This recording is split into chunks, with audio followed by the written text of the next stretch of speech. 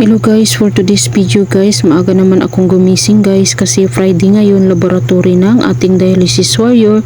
So magluto ako ng adobong manok guys, kay baunin namin lahat kasi nga magsama din si Princess at saka si James din ang aming driver at ayan nakaprepare ng ating mga lamas. Nagluto na din ako ng kanin sa baba sa kahoy para madali lang talaga maluto ang ating kanin. Habang nagasaing ako sa baba, nagluto na din ako ng ginisang gulay sa taas. Bali, gilagyan ko lang ng piniritong isda ang gulay ni Papa John kasi nga mas gusto ni Papa John na ginisang gulay ang kanyang babaunin. So ayan, naluto na guys ang ating ginisang gulay. Syempre automatic dali lang yan siya maluto kay kunti lang ang giluto ko na gulay kasi nga para lang talaga yan kay Papa John. Gusto niya ito nga ulamin at saka baunin papuntang dialysis center. Habang nagaluto, nagugas na lang din ako ng plato kasi nga may tubig pa nga nakaakyat kasi nga minsan nagawala-wala talaga ang tubig dito sa amin. Fast forward, nakaluto na di ay ako ng adobong manok. Ayan na guys, ilagay ko ng ating karne, galo-alo ko lang, gitimplahan ko na yan siya guys. Fast forward, kumain na pala ako dyan guys, nauna na akong kumain at tapos na din ako naligo. Nagising na sila ni Papa John at saka si Princess. Nagkain na pala ang ating bata. Fast forward, nagkabihis na pala kami dyan. Nagprepare na kami guys na papuntang dialysis center sa San Francisco, Agusan del Sur. At ayan guys ang ating dialysis warrior guys. Ayan, nakaready na talaga kami, sa baba na kami. Bali, gina-ready na ang sakyanan kay papunta na kami ng dialysis center kasi nga schedule ni Papa John ngayong araw na magpa-laboratory. So ang driver namin kay si Kuya James, ang pangalawa kong anak guys. Fast forward, ayan, nakabiyahe na kami, naglarga na kami. Bali si Papa John andun pala sa likod nakaupo.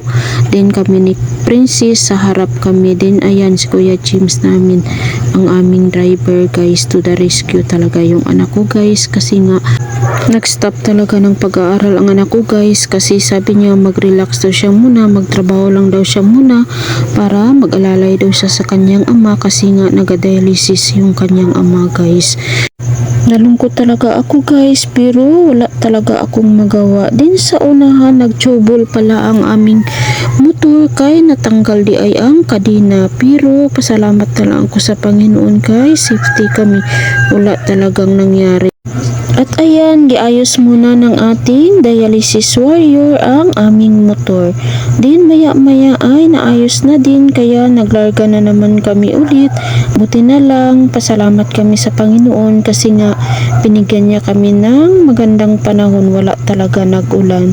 So thank you talaga kay God kasi nga giproteksyonan niya ang aming biyahe na safety kami, nakarating kami na safety sa San Francisco guys.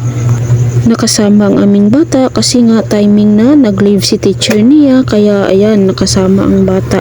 So lipay ka siya kay nakauban siya sa San Francisco kahit walang pira, okay lang sa kanya, importante banding-banding kami. So gusto sana niya na magdaan sa mga Jollibee, mga McDo, mga mall, pero sabi ko mag-ano man tayo sa mall kaya wala tayong pira, wala tayong extra na money. So tamang-tama lang talaga pang tubil, pang ulam yung pera namin. Buti na lang nakaintindi din ang aming bata at dito na pala kami sa dialysis center. So ibaba lang namin dito si Papa John kasi nga magpa-laboratory siya. Magkuha na din ako ng abstract sa kanyang doktor kaya dalahin namin sa DSWD. So dito lang talaga si Papa John kasi nga magpa-laboratory siya kasi no laboratory no dialysis. So kailangan talaga na magpa-laboratory talaga siya kasi hindi siya tanggapin kung magpa-dialysis siya kung wala siyang laboratory. Fast forward, nakakuha na daay ko og abstract ni Papa John tapos mga resita niya guys. So papunta na kami sa DSWD. Bali nagsama aming bata, hindi siya nagpaiwan sa kanyang papa. So ang uunahin namin kay magdaan kami sa butika para magpa price quotation sa mga gamot ni Papa John kasi kailangan talaga ng price quotation bago magpunta sa DSWD. And dito na pala kami malapit sa butika. Pagkatapos namin dito, diretso na kami sa opisina ng DSWD. And fast forward, dito na pala ako sa loob ng opisina ng DSWD. Nakapila na ako and sobrang dami talaga ng tao guys.